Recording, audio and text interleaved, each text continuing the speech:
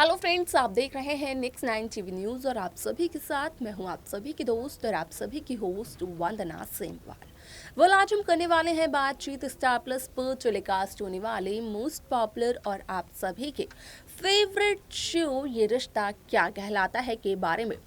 ये शो इस यहाँ पर पूरी इंडस्ट्री का काफ़ी ज़्यादा लॉन्गेस्ट रनिंग शो है। आप सभी को बता दें कि इस शो में आप सभी को देखने को मिला होगा कि किस तरीके से अक्षरा और अभिमन्यु का एक बार फिर से मिलन हो रहा है। अब ऐसे में यहाँ पर आप सभी को ये भी बता दें कि आपने ये तो देखा ही होगा कि किस तरीके से अभिमन्यु और अक्षरा की हल्दी के दौरान अक्षरा हल्दी की रस्म को छोड़कर चली जाती है, जहां पर कि अक्षरा को अपनी प्रेगनेंसी के बारे में पता चलती है और वो अभिमन्यु के सामने भी इस बात का खुलासा करने की कोशिश तो करती है और कर भी देती है। लेकिन मंजरी कहीं ना कहीं अभिनव शर्मा को लेकर काफ़ी ज़्यादा पॉजिटिव है कि अक्षरा अगर अभिनव शर्मा को पूरी तरीके से भूल जाए और यहाँ पर अभिमन्यु को अपना ले तो ज़्यादा बेहतर होगा। लेकिन आप सभी को बता दें कि इस शो का अपकमिंग एपिसोड जहां पर आप सभी को अक्षरा अभिमन्यु की मेहंदी की रस्म देखने को मिलेगी, तो उसी दौरान अक्षरा के सामने सुजीत मामा का सच आएगा, जहां पर कि सुजीत मामा आरोही के साथ बदतमीजी करते हुए नजर आते हैं। तो वही आरोही और अक्षरा मिलकर सुजीत मामा को सभी के सामने एक्सपोज करते हैं और आप देखेंगे कि किस तरीके से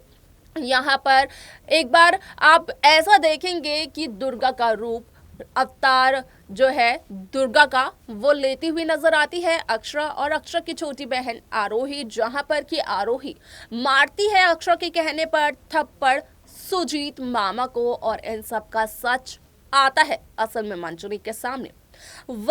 क्या बताती हैं आरोही अक्षरा सुजीत मामा के बारे में मंजरी को और बाकी परिवार वालों को, जाने आप हमारे इस खास रिपोर्ट में। स्टार प्लस पर टेलीकास्ट होने वाले मोस्ट पॉपुलर और स्टार प्लस के सबसे लॉन्गेस्ट रनिंग शो ये रिश्ता क्या कहलाता है की बात की जाए तो इस शो में काफी सारे नए ट्विस्ट देखने को मिले। मेकर्स ने काफी ऐसी जोड़ियां दिखाई जिनकी जिंदगी में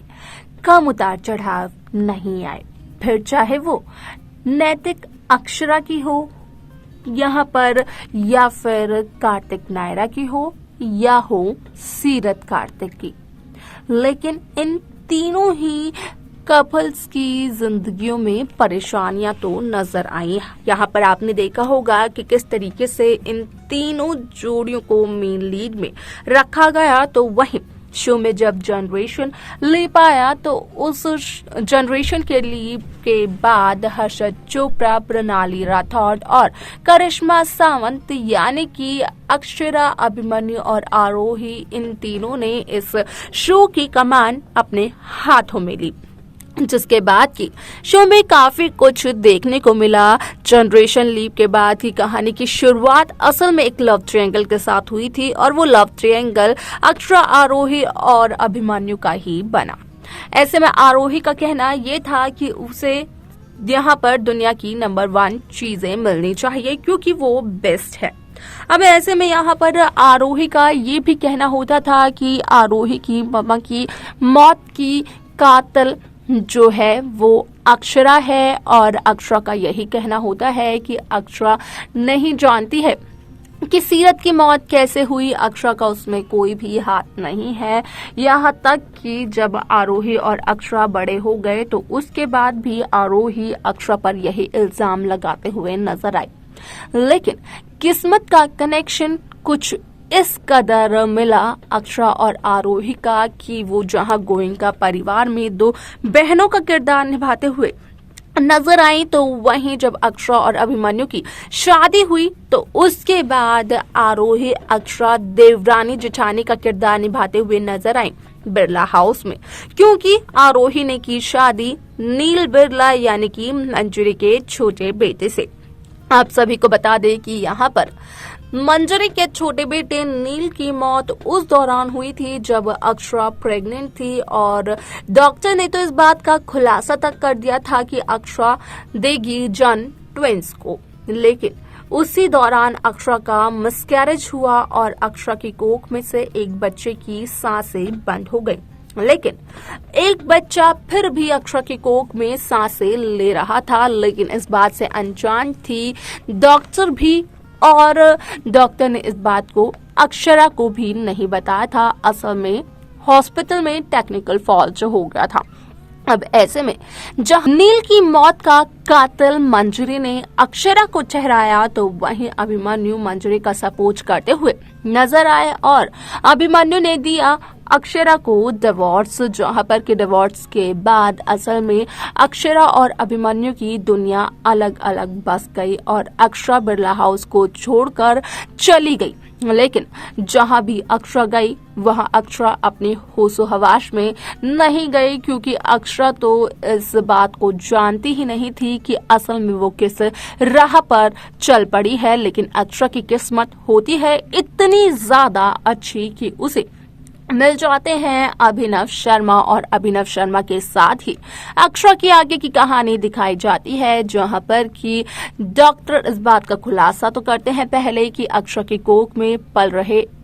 2 बच्चों में से एक बच्चा जिंदा है, जिसे कि जानकर अक्षरा एक चमत्कार उसे कहती है। अब ऐसे में यहाँ पर अभिमन्यु को बताने की तो बहुत कोशिश करते हैं अक्षरा और अभिनव, लेकिन अक्षरा और अभिनव का कॉल इग्नोर करते हुए नजर आते हैं अभिमन्यु बिरला।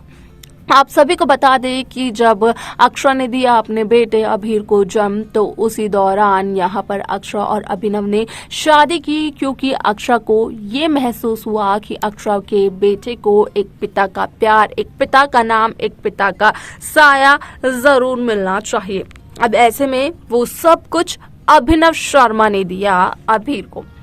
आप सभी को बता दें कि इस शो का अपकमिंग एपिसोड असल में होने वाला है बेहद दिलचस्प, क्योंकि जहां 6 साल का लीप आया था, जहां इन सारी की सारी घटनाओं को आपने देखा, तो वहीं आप सभी को देखने को ये भी मिला होगा कि किस तरीके से उदयपुर शहर आने के बाद यहाँ पर अभिनव शर्मा के साथ हुआ एक दर्दनाक हादसा, जहाँ पर कि अभिनव की हो गई मौत और शुरू हुई अक्षरा और अभिमन्यु की नई कहानी,